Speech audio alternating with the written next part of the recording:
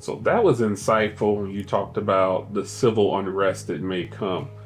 Now let's pivot the conversation just a little bit. So when you think about, you said civil unrest that may come, and you think about concierge service, what's the next horizon for mental health care, therapeutic care for the professional? What's that next level of life? Well, one of the things that we as mental health professionals are concerned about is AI Yeah. and mental health services. We have been seeing that some individuals are using AI as their mental health therapists.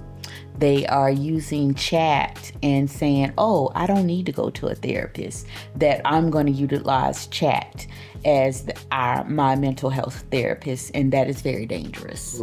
We're concerned about people inputting information in chat and what that's going to look like. Okay. That is a concern. We don't know what that is going to be like. The administration has passed a bill where chat and AI services is not regulated, so we don't know what that data or that information is going to look like. That is a true concern. We have a lot of third-party entities that are utilizing mental health therapists and going in between insurance providers and are offering services and are asking therapists to sign up with their agencies, and they will do the billing for us. As a small business owner, that is not conducive to me. That doesn't help me.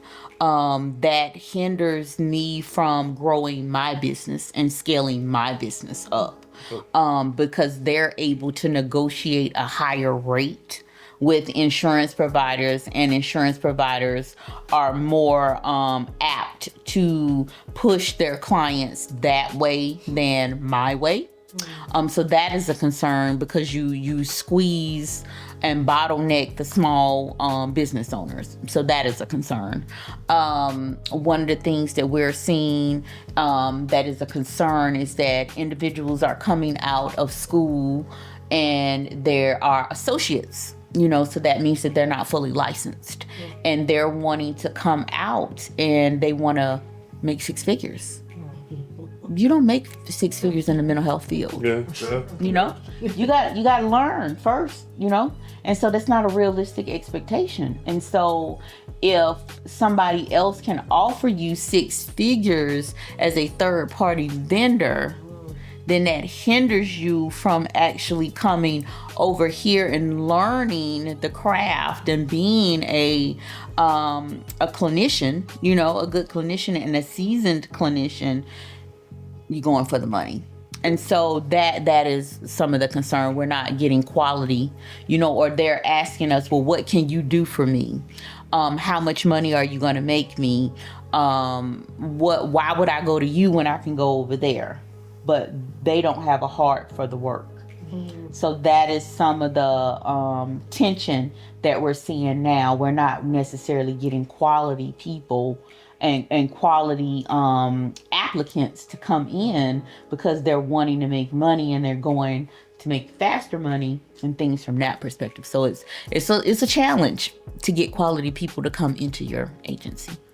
Can we back up just a little bit and go back into artificial intelligence? So I know people that use artificial intelligence, and there's lots of programs, as you mentioned. One of the questions, I guess, that I would ask for you is, do you believe that there is any authenticity to the content that comes out, of that? Because there's lots of information that's out there and it's gathering it, but it may be old information or old strategies. What would your recommendation, and if you could just speak to the Black Bites family as it relates to artificial intelligence and talk into the camera and give them some detailed information about how to use it, mental health, and perhaps maybe one of the recommendations to transition out of that, if that would be your recommendation, because I think that there are people that use it but they don't know what the risks are. Right. I think that artificial intelligence has a place. I think that you have to use it as a tool. You cannot solely rely on artificial intelligence as your way of doing any and everything, right? Like I would say, for me, if I'm working on an email or if I'm working on a letter, I am going to craft my letter, and then I'm going to ask artificial intelligence to help me enhance my letter. I'm not going to ask artificial intelligence to write my letter. And so what I think that people are doing is that they're not utilizing their skill set. They're utilizing artificial intelligence's skill set. And so when you're asking something to do everything for you, then you're minimizing or you're lessening your skill set and your intelligence. And if you're using that as a crutch, then what do you have to offer? And that in lies the danger of it. Because if you don't have a skill set, then the computer wins. And that's the extra layer of that is the mental component, because it doesn't know all of your detail, and you can actually really lie to it and tell it something and it spews out. So there is some challenges with the actual Right. data, and I can see where you're saying that there's a risk, and it could be absolutely dangerous. It's very dangerous, because if you're not bringing anything to the table and you're solely relying on the computer to do everything, the computer wins. What stake do you have in it? Then the person can say, well, artificial intelligence is going to take my job. Yes, because where's your skill set? If you're asking it to do everything, you see what I'm saying? Yeah, that's how it wins. And if you're not adding value, then why would the person that owns the company keep you around if you're not adding value? So you need to use it as a supplement, not as the thing. And that's where I think that people are being very short-sighted. They're like, oh, this is the cheat code, so I'm going to let it do everything and I'm not going to do anything. And then that's where it's replacing people's jobs. Yeah. I remember reading something, it was a headline today where it was talking about someone was asking ChatGPT something about mental health, and it gave it some advice, and it was trying to tell them to, if I'm not mistaken, I think it was trying to tell them to hurt themselves or something. Mm-hmm. It was a whole headline today. Yeah. And the scary part about that is you're feeding all this stuff into an engine. It knows more about you than you know about yourself. Mm-hmm. And you're feeding all this stuff, but where's it going? Where's it going? Mm-hmm. And you're taking advice from something you never met. Right. And it doesn't have empathy. It doesn't have compassion. It doesn't have emotional intelligence to be able to nuance things as a human. So it's only taking the data, and it's only processing the data from a data perspective. It's not processing it from a humanity perspective. Yeah. So if it makes sense for you to hurt yourself, then it's going to say, hurt yourself. Yeah. Where a human would say, well, if you hurt yourself, then you're going to die. And we don't want you to die. You see what I'm saying? And so it doesn't have that. It doesn't have that bandwidth to understand. It doesn't have that emotional intelligence to understand that concept. And so that's very dangerous. And some of the younger generations are using it for therapy.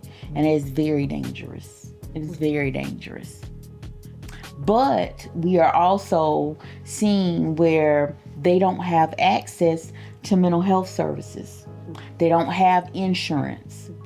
They're in distress, and they don't have the ability to access counseling services. So I don't have anything else, and the only thing I have is to be able to talk to this computer and ask it what can I do. And that's a challenge, when we look at this, and particularly, when we think about artificial intelligence, we do also understand that it doesn't have as much of a voice from an African American perspective. And so the things that could potentially, be outlined in that may not necessarily sit well in the African American community. And by coming to someone like yourself who has the authenticity, the knowledge, the skills, someone utilizing that, they're not going to necessarily get, as you mentioned, the empathy, the compassion, and it's not trained to provide that information. And we are already at a deficit as it relates to the content there from an African American perspective. So it's scary, it's frightening, and it absolutely is something that we need to make sure that we're communicating. So thank you for sharing that with us and taking us to a place where, we can talk about it and create a safe space, but introducing your practice and having real talk with you about real talk. We absolutely needed it. Yeah. So I just want to give you the opportunity. Well, we want to give you the opportunity, Black Bites family. Want to give you the opportunity to give our family some closing thoughts on one, self-care to the extent of not just survival and persevering, but in thriving. And what you would like to see moving forward from a mental wellness industry perspective, and how we can also play a role with our own in our own accountability. What are the things that we can do? What I would say is that if you are feeling like you are stuck or stagnant, or if you are thinking about accessing something or a different level, that you should seek out therapy. If you don't feel like therapy is the route that you need to go, then look at an avenue where you would seek out a coach. In whatever area you feel like you want to expand your horizons in. One of the things that I like to tell my clients is that I don't look at self-care as something that you do from the perspective of a massage or getting your nails done or things from that perspective, because if you do that on a consistent basis, that's maintenance, right? That is something that you do to keep you status quo. Self-care is something that you do that is above and beyond, that is just for you. And so sometimes self-care is seeking out a coach. Sometimes self-care is counseling. Sometimes self-care is doing a trip every quarter. Sometimes self-care is doing brunch with your girlfriends, or self-care is doing a guy's trip, or something from that perspective, where it is something that you do that is aggregated, that is on your schedule, that is clockwork, that is just for you. It is that above and beyond that keeps you balanced. So that is something that you can do from a wellness perspective, but you always need to recognize that your life and your wellness is ever evolving. Right? You're always transitioning and you're always going to the next level. Your life should not be stagnant. And so if your life is stagnant, you need to take a step back and see, what am I doing? What am I not doing that I need to be doing so that I can go to the next level? And so then once you identify that you are stagnant, then you need to figure out what you need to do to go and get back on track to go to the next level. Awesome. Thank you. Yeah. We appreciate it. Thank you for the help, and thank you for admonishing us to seek out help, because I don't believe that that's something that we do or we have this mindset around it. But you give us a safe place, and you have been very vulnerable with us tonight, and we are grateful for that. Thank you. Thank you, Dr. Thank you for Tameka. having me. You're welcome.